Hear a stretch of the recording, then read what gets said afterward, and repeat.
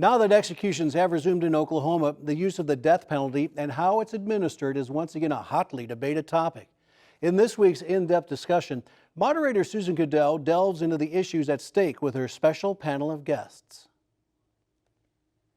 I am joined by Dylan Goforth, who is the executive editor for our content partners at The Frontier. Dylan has been following the story closely for quite some time. Kelly Masters is an Oklahoma attorney who presented for Julius Jones' 913 commutation hearing, and she's representing the Justice for Julius Coalition. And last but not least, we have Representative Kevin McDougal, who is the House Representative from Broken Arrow, representing Oklahoma's 12th District, and he has been advocating for death row inmate Richard Glossip for quite some time. I'd like to thank all of you for joining us. Sure. Thank you. Absolutely. Well, Julius Jones is scheduled to be executed on November 18th. I'm referring to my notes for the 1999 murder of Paul Howell. Howell was murdered in front of his sister and two daughters in his parents' driveway. But Jones's attorneys and advocates insist he is innocent. So I am going to jump in because there is so much going on around the topic of the death penalty and in Oklahoma right now. Dylan, I'm going to begin with you. Last Wednesday and Thursday, we saw some back and forth between the U.S. Supreme Court and the U.S. Court of Appeals on the cases of John Grant and Julius Jones. Could you outline what was going on there? Sure. Execution dates have been set for both of them, or had been set at that point for both of them. The Court of Criminal Appeals issued a stay on Wednesday, so the day before John Grant's execution was scheduled. Issued a stay for both of them, for Grant and Julius Jones. The state appealed that night to the Supreme Court. They ruled about 2 p.m. Thursday and dissolved the stay, which let John Grant's execution go forward, and then kind of set the stage for Julius Jones to be executed on the 18th. All right, Kelly, the Supreme Court ruling also applied to Julius Jones' case, but of course, Mr. Jones had a recommendation of clemency from the Oklahoma Pardon and Parole Board. I'm sure that's a relief for the coalition. What happens now?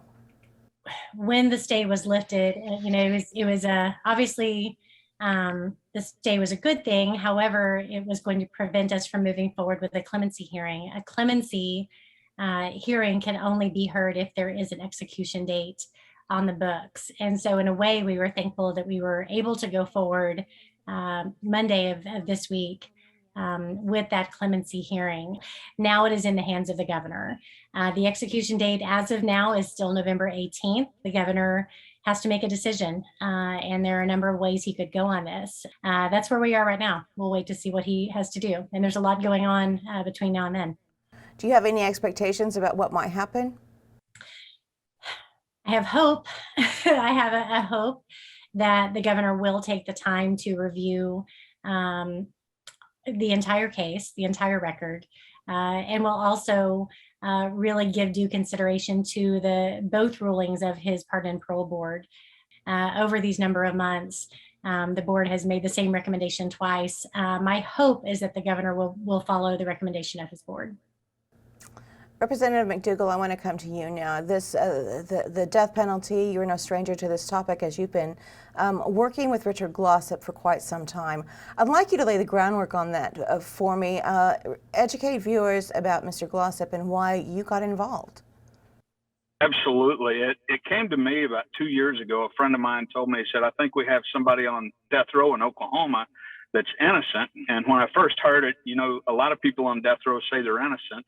But I watched a series called Killing Richard Glossip, and I thought, if even 10% of this is true, we may have a guy in Oklahoma that's on death row that doesn't deserve to be there and has been there now for 24 years. And so I started digging into the case, and I reached out to Glossip's attorney, Don Knight, who's only had the case now for 6 years. And they literally interviewed over 200 people who had never been talked to the first time. The first two attorneys that Richard had never did any interviews. They didn't call one witness in the case. And now you've got Don Knight, who's experienced, and literally 200 people, 27 affidavits now of people who have heard the guy that actually committed the murder pointed a finger at Richard to get himself off of death row. So in his case, we know for a fact that he did not commit the murder.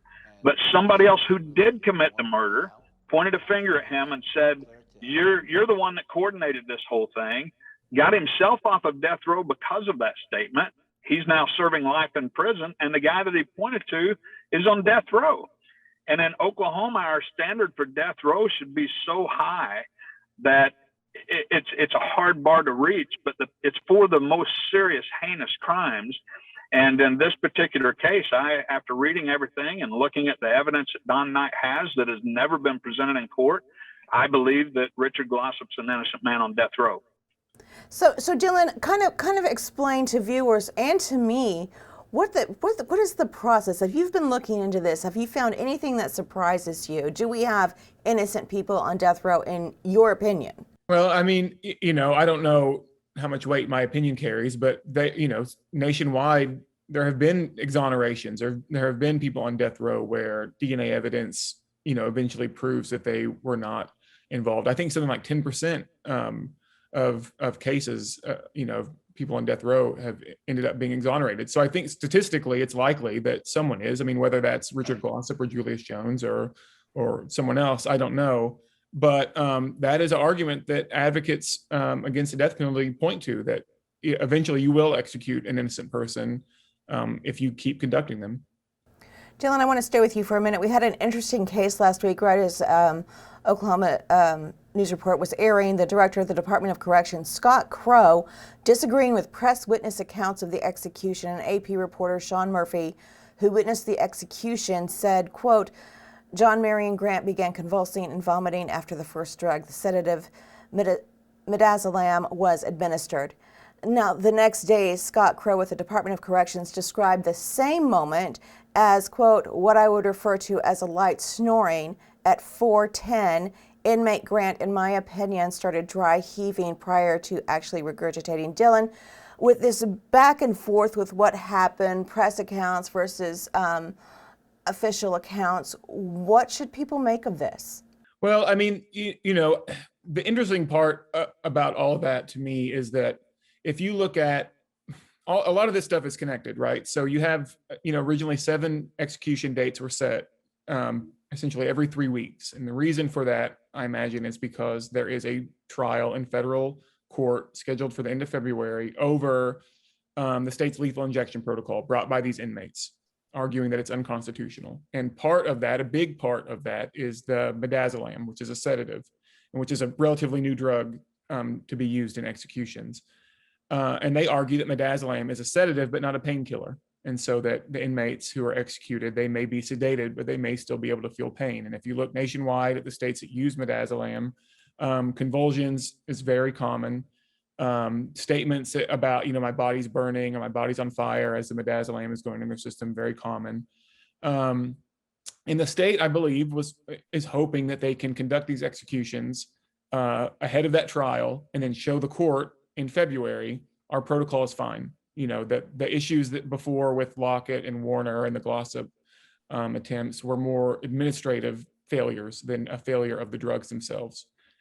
Because of if the judge rules that Midazolam is an issue or the drugs are an issue, then that could halt executions. And so I think that's what Crow was doing, was hoping to point people away from that drug itself and to just say that, executions can be messy, and that's one of the things that happened. Kelly, what's your takeaway from that?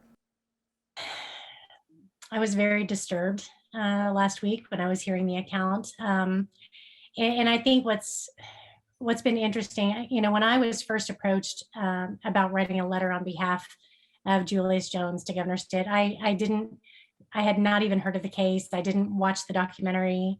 And I've always been not anti-death penalty. I've been pro-death penalty, particularly in cases where as Kevin mentioned, I feel the same. It should be a very high bar, and it should be reserved for the worst of the worst. Timothy McVeigh is the one that comes to mind. At the same time, now having looked into the Julius Jones case myself, and it's interesting how Kevin and I both kind of came into this the same way, skeptical. I came in very skeptical, assuming that every person on death row claimed innocence, and wanted to know for myself. And the other alarming thing is hearing Kevin describe the Glossop case and procedurally just how many similarities there are to the Julius Jones case that I was, as an Oklahoman and even as an attorney, really was not aware of, that things could go that poorly. Oklahoma had a period of time where a guy by the name of Bob Macy, a cowboy who really wanted to be known nationally as a death row guy. I mean, he wanted to be known as a guy who put more people on death row. And Richard Glossop and all these folks went through that period of time to where the Gilcrease incident, where we had an OSBI scientist who was falsifying DNA evidence to put people on death row. And John Grissom wrote a book about a couple of them out of Ada, to where they were completely innocent. The family thought they were guilty. The family hated them. The family wanted to see them put to death. All the emotions tied into all that. And to find out that these guys are 100% innocent. And that's one thing I looked at with Richard Glossop is he came in during a time where they literally were trying to get death penalty cases. And it's not fair. We've got to acknowledge that sometimes even a process like death row involves people. And sometimes the people that are involved are not necessarily the type of people we want setting that high bar standard. Dylan, I want to ask you, as you look, as an Oklahoma journalist, and as you look at the big picture for the pieces you submit, what do you see in Oklahoma? I mentioned before, the pendulum seems to be swinging the other way. Do you see that, or do you see a place where the pendulum stops? It's not going to go as far as some people may want. Well, I mean, I think that's an interesting question because, specifically related to, now Governor Stitt's involvement in the Julius Jones case and him having this decision to make with regards to the clemency, because Governor Stitt, I think he has been pretty open-minded to criminal justice reforms. I mean, since he became governor, I think Oklahoma is changing with regard to criminal justice and how we think about it. You can look at drug laws, property crime laws. I mean, that is changing. At the same time, Oklahoma has, maybe most in the nation support statewide for the death penalty. I mean, 2016 voters enshrined it in the state's constitution. And so, like they have said, we are going to have, whether you want it or not, we're going to have the death penalty in Oklahoma. Representative, as a legislator in the state of Oklahoma, have you taken this more than just your advocacy for Richard Glossop? Are you making moves in the legislature to help change the overall state climate? I am. We actually had 3 bills last year, and 2 of the most important ones would affect death row specifically. I want to provide a mechanism to where if the governor or the Pardon and Parole Board have doubts in a case, they can actually order a third-party investigation. Somebody who looks at both sides of the evidence and then comes back with a recommendation for the governor. The reason pardon and parole actually exists is so the governor doesn't have to have the pressure of making a decision like that, right? I mean, years ago, they created pardon and parole with a board of people who can listen to evidence and then make a recommendation to the governor. The other bill was, and one of the most frustrating things in a number of these cases is by Oklahoma law, a DA does not have to turn over evidence after a second trial case. And so I want to make it, if it's on death row, I personally think that all evidence ought to be open and available to anyone that's trying to save a life right before we put them to death.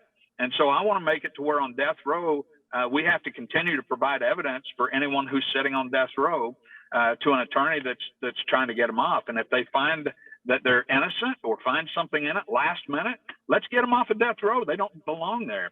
But to say that they had 2 trials and there's no human error and there's no possibility, I mean, people who believe that this process is ironclad and they went through it, so they deserve death, it's just a crazy thought because people are involved. I feel like Oklahoma our laws need to protect all of us. If anyone gets accused, every person that's accused deserves a fair trial.